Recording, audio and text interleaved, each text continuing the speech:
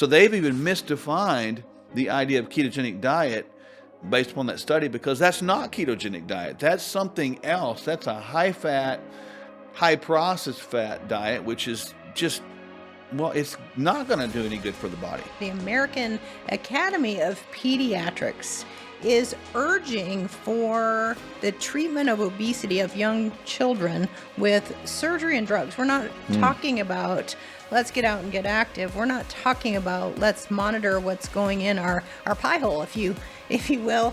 We're going right to surgery and drugs. Let's talk about a new system. Well, they're bringing it on us, right? They've 90% of all the central banks globally, they're going to come in with messaging like this is the amazing white knight on a shiny horse coming in to save the day, right? Well, no.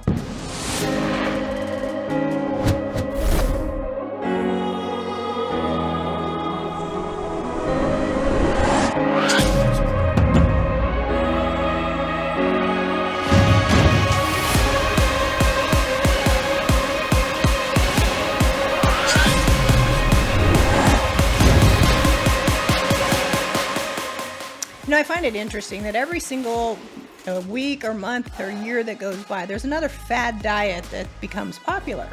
And as of late, the one that has been rising to the top of the list and become overly popular is this thing called the Keto Diet. And as the Keto Diet has been out there more and more and more, we're starting to see that there really is a link between an increased risk and of heart attack or stroke. Now, of course, that's going to be a certain type of keto diet. Well, it's funny you mentioned certain type. There's a proper keto diet, and then one I call the Americanized keto diet. This can tell the difference. This is funny. You can look back at history of the ketogenic diet, which is typically the common factor of both, low carbohydrates. Proper ketogenic diet is a lot of plants, a lot of that stuff right there. It's a lot of those above ground, non-root, low glycemic vegetables. Non-starchy stuff. That's right. And so it's a bunch of that. It has your fats basically coming from things like nuts and seeds and avocados, and it has a small amount of protein. It was used historically to remedy things like epilepsy. And then, of course, it went out of mainstream once medications came on board. So you go back and find the ketogenic-oriented diet, early 1900s, and it was used to reverse type 2 diabetes. That's proper ketogenic diet. Now, Americans are infamous or famous, however you want to look at that, for taking something that's pretty good and, well, just making it what they want it to be and then justifying it. American version of ketogenic diet is a lot of bacon and sausage and cheese and making it in a casserole and don't eat any vegetables. That's what they're talking about in that study. So they've even misdefined the idea of ketogenic diet based upon that study, because that's not ketogenic diet. That's something else. That's a high fat, high processed fat diet, which is just, well, it's not going to do any good for the body. Well, and it's interesting. If we draw blood off of an individual right after they've eaten a very high fat diet, the serum looks like fat. It looks like milk. And what we don't do in mainstream medicine is we don't draw blood right after a fatty meal. We wait till somebody's completely fasted and cleaned up their blood. Yep. So we don't get to really see the true effects of what's coming in the gut and going through the system after some of these high fat diets. Now, if a person is on a ketogenic diet, there's a very low percentage of people that can likely genetically even handle the amount of fat that's coming in from something that's just, like you said, sausage and bacon and butter and oils. It's not just that. We're not saying that fat's bad. Right. Make sure you know that. It's not that fat's bad. Fat is good. You need to eat fat, but it needs to come from proper sources. Trans fat, hydrogenated fats, no, don't do that. But those are in the typical standard American ketogenic options. And that's it. Yeah, and it's like the reason that quote unquote diet works, or most diets work, whether it be, Lion diet, which is basically that right there, or Mediterranean, or the DASH diet, or all these things. It's because we remove the garbage.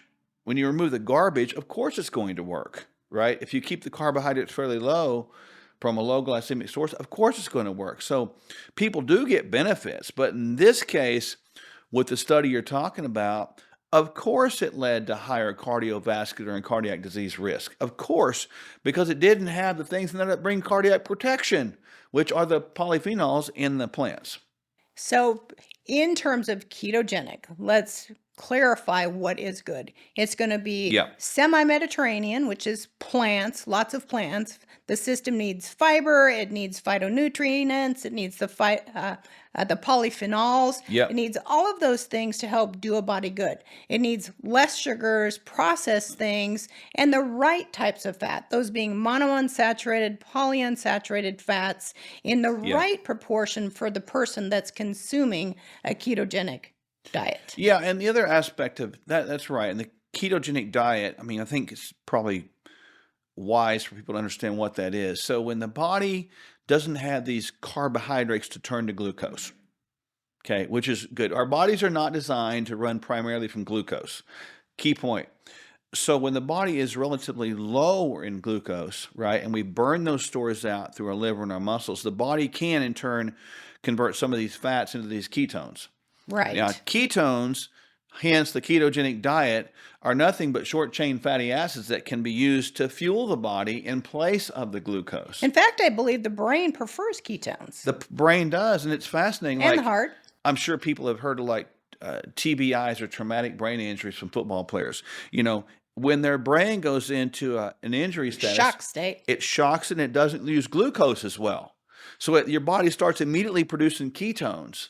And so wouldn't it be good to do the proper ketogenic diet all the time for everybody? And that even for athletes, maybe a little supplementation with perhaps exogenous ketones, right? That would be a smart move, I think, right? Well, if you look at the hunter-gatherers back in the day, they were living off the land. They didn't have all the hydrogenated oils, the trans fats. They weren't soaking their meat in oils and marinating them. They were eating off the land. So in essence, that's a semi-ketogenic Mediterranean protocol that's rich in all the polyphenols, the phytonutrients, the fiber, and the right kind of fats that do a body good.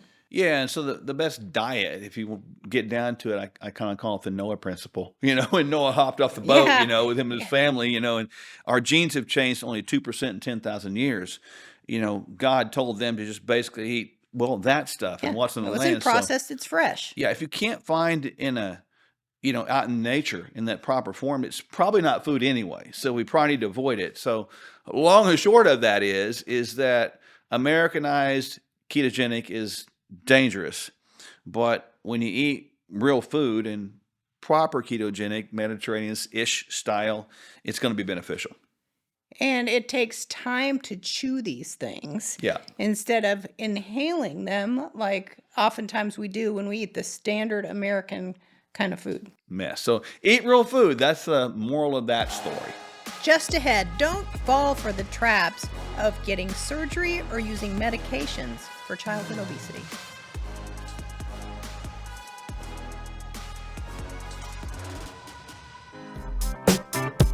And when you navigate through these economies with people, here's what happens. We want to hold their hand through it, let them know when it's time to buy, sell, reallocate, get out of Dodge. Because a lot of times when you're struck with fear does two things. Number one, it can paralyze, and people just put their head in the sand and say, I'm just going to forget about it and hopefully it gets better. Or it causes you to make a wrong decision. And this is why we are here, is to help people navigate through the political quagmire nonsense that's going on, the economic malaise, and the absolute collapse that we're seeing. And when our freedoms are eroding, our political freedoms, our economic freedoms, our personal freedoms, our religious freedoms, our health freedoms, they're all tied together. But you know what doesn't need to erode with that? Our finances. KirkElliottPhD.com/Sherwood. Hey friends, you already know the answer to this, but we'll ask you anyway. If you stay away from your favorite junk food for a month and then go back to supersizing it, will your health improve? Well, that's the thing about change. To change, we have to be as consistent as possible. And when we go back to an old habit, it's not the end of the world. We just get back at the new habit. Before you know it, real transformation is evident to you and others. That's why we offer a bunch of helpful bonuses when you subscribe to Kingdom Fuel. Kingdom Fuel is our complete nutritional meal shake. It's the simple start to a transformed life, and we'll auto ship every month so you don't run out. You'll receive 2 free shaker cups, free access to our video courses, and a monthly call with us filled with practical inspiration. Just see the link below or on your screen and subscribe today.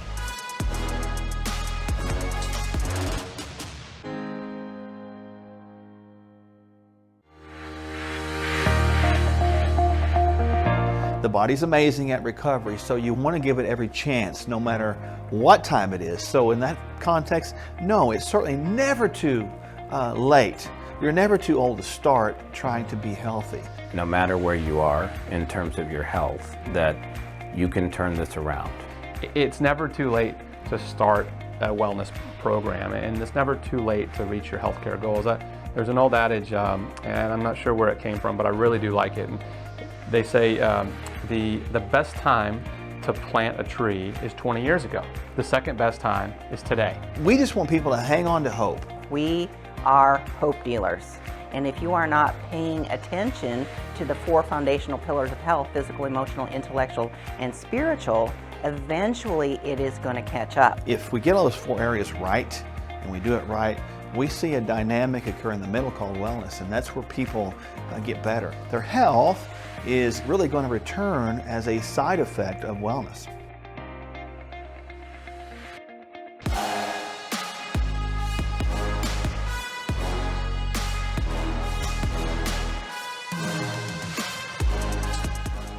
You know, I remember when I was a kid, we were always outside just playing and running and moving and just having a good time.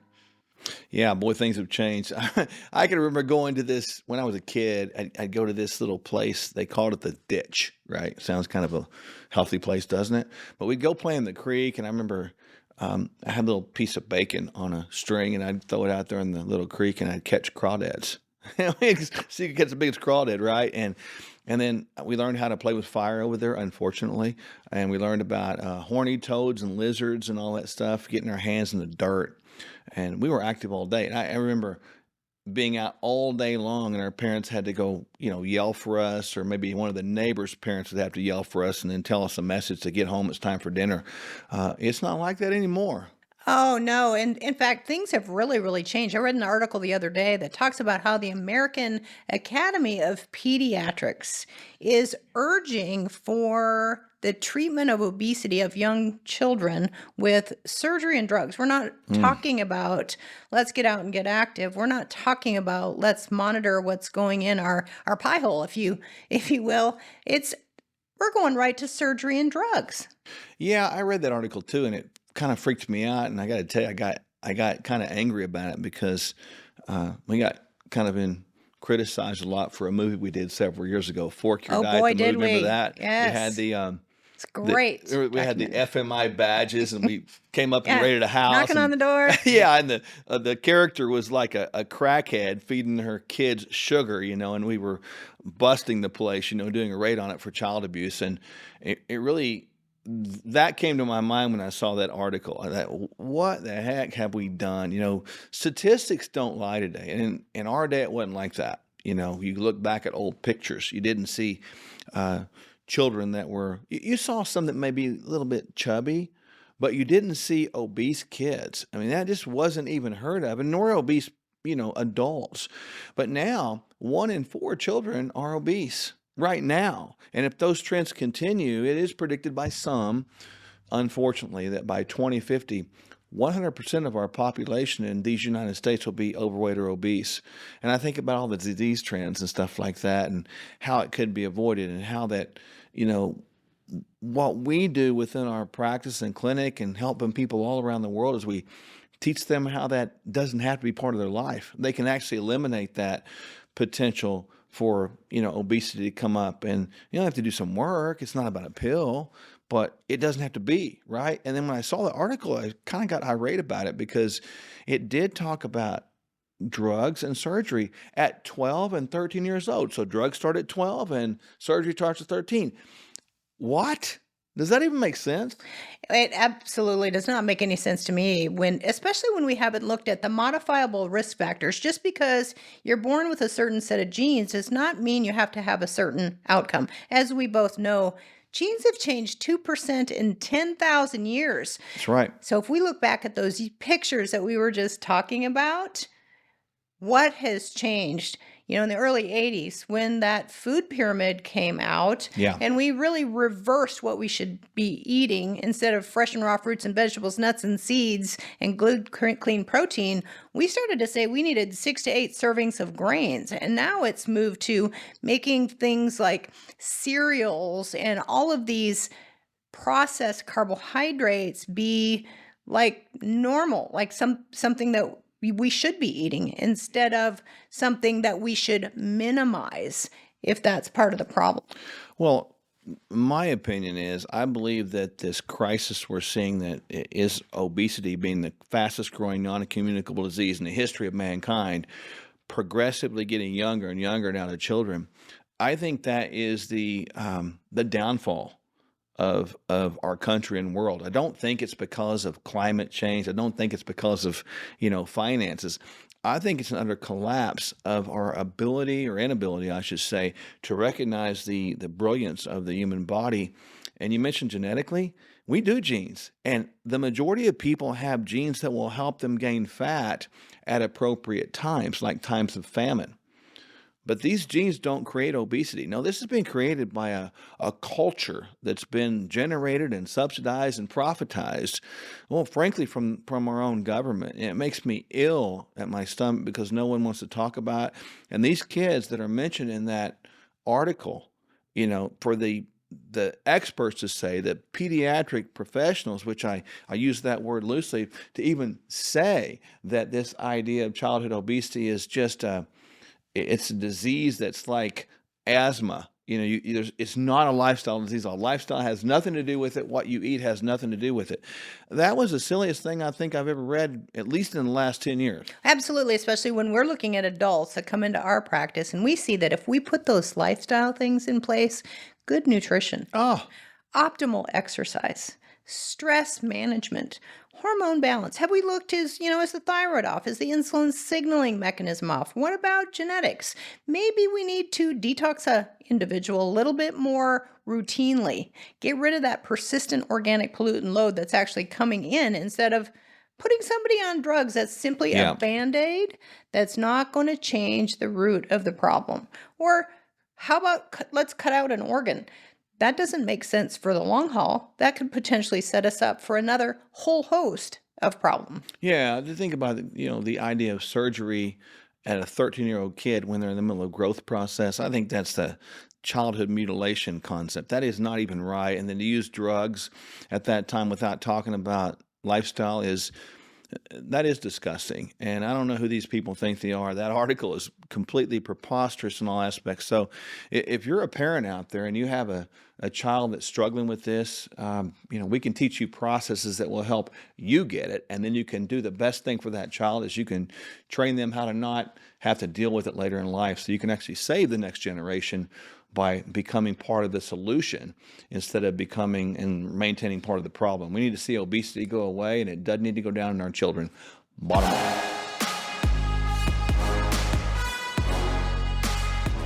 Let's get real. Most emergency food is just as bad for you as any other choice in the standard American diet.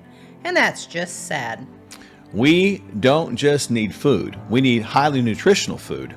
We don't just want to survive food shortages. We are meant to thrive in adversity.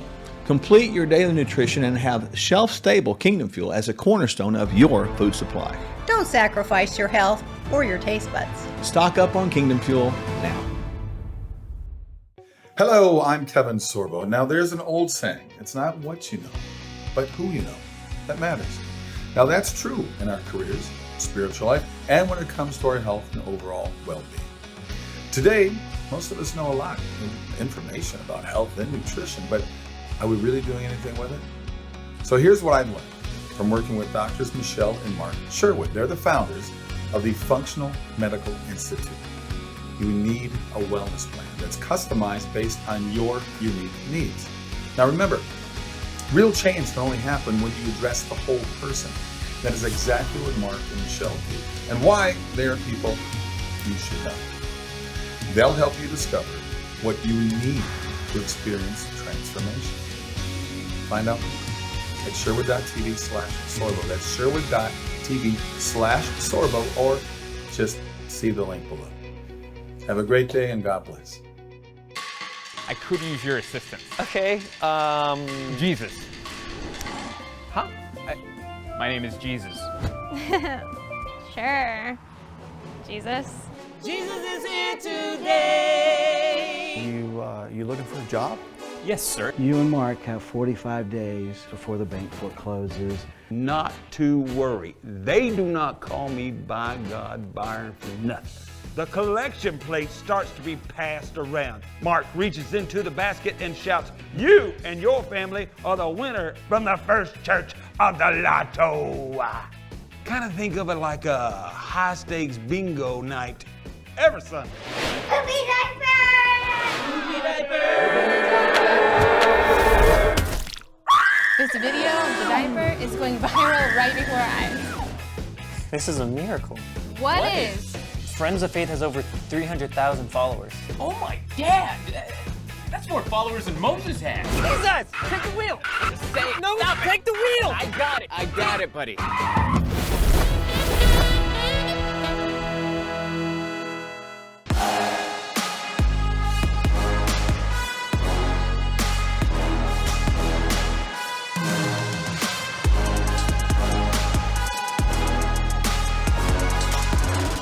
Hey, Mark, it's great to be with you again. And we've all been talking about the globalists and their plans for a big global reset and what that means for a long time now. Well, starting on January 16th, for 1 week, they were all meeting the G7, the G20, the IMF, the World Economic Forum. All the big globalist policy leaders globally were meeting in Davos, Switzerland, like they do every single year. They had this confab, right? So what were they talking about, right? Well, before they even met, their notes came out, the outline. This is what we're going to talk about to all you people that are here, right? All the globalists, and we've got Republicans and Democrats and politicians there. They're all meeting. And what are they talking about? What did they talk about, right? So according to the World Economic Forum website, these are the topics. And again, like I've said before, words have meaning, right? So let's listen to these words. They're bullet points. They're going to address the current energy and food crisis in the context of a new system for energy, climate, and nature. They're going to address the current high inflation, low growth, high debt economy in the context of a new system for investment, trade, and infrastructure. Address the current industry headwinds in the context of a new system for harnessing frontier technologies for private sector innovation and resilience. They're going to address the current social vulnerabilities in the context of a new system for work, skills, and care. And they're going to address the current geopolitical risk in the context of a new system for dialogue and cooperation in a multipolar world. It's like, what's all this talk about a new system? Well, they're bringing it on us, right? 90% of all the central banks globally are now starting to issue going down the path of a central bank digital currency. Now, they're going to come in with messaging like this is the amazing white knight on a shiny horse coming in to save the day, right? Well, no, this is not what it's about. All that a central bank digital currency is cryptocurrency. It's a digital version of the paper money that they already print. However, so they can print just as many dollars as they want, right? Or as many yen or as many euro as they want. They can issue as many digital version of that currency as well, because there's no tangible backing behind it. So it's going to do nothing to address the inflationary pressures. But here's the deal, Mark. For, the old saying, never let a good crisis go to waste. Okay. Nobody would want a system where your digital social profile, what you spend money on, what your religion is, who you donate to, what church you give to, what political party you give to, how you spend your money, have you been vaxxed or not vaxxed, right? All of this is part of our digital social profile. And if they don't like it, because it's programmable money, they have the authority to shut off your ability to buy or sell. This is what a digital social profile attached to a central bank digital currency does. So when they're talking about a new system, this is the system they're talking about. How do I know that it's not some other system? Because further on in their notes, they talk about how this is going to be a new normal, how they have to talk about a global coalition for digital safety, because there's big efforts that we need to tackle here. They need to talk about applying human rights to the digital world. Why? Because they know that their system is going to strip away our privacy, our freedom, and our rights. And so they need to talk about how are we going to tackle this when we're going to have a ton of opposition from stripping people of their freedom and their privacy completely. So this is what's going on politically. And all of our investments, Mark, are a combination of some puzzle pieces. The political puzzle piece, the economic puzzle piece, the social puzzle piece, right? They all get put together. And this is what I do and what we do at our firm is put those puzzle pieces together and strategically put together a system to get out of the path of this hurricane and safely reallocate to get out of the system where you're not just a digital number, where your programmable money can shut you off from buying or selling, right? So how do you do that? With tangible assets like gold and silver that not only have we talked about in the past how they're great investments. I mean, they're booming, but they're also in this respect, also instrumental in protecting your religious freedom, your personal freedom, your political freedom, your economic freedom, your health freedom, because it's private. They're private transactions. So call our office. You know, Mark, you and I talk a lot about this, and every one of the viewers should give us a call because we can strategically map out. It's a free consultation, your strategy for success so you can thrive. And all you have to do is go to kirkelliottphd.com/Sherwood, or you can just give our office a call, 720-605-3900, and say Dr. Mark sent you. Let's get real. Most emergency food is just as bad for you as any other choice in the standard American diet. And that's just sad. We don't just need food. We need highly nutritional food. We don't just want to survive food shortages. We are meant to thrive in adversity. Complete your daily nutrition and have shelf-stable Kingdom Fuel as a cornerstone of your food supply. Don't sacrifice your health or your taste buds. Stock up on Kingdom Fuel now.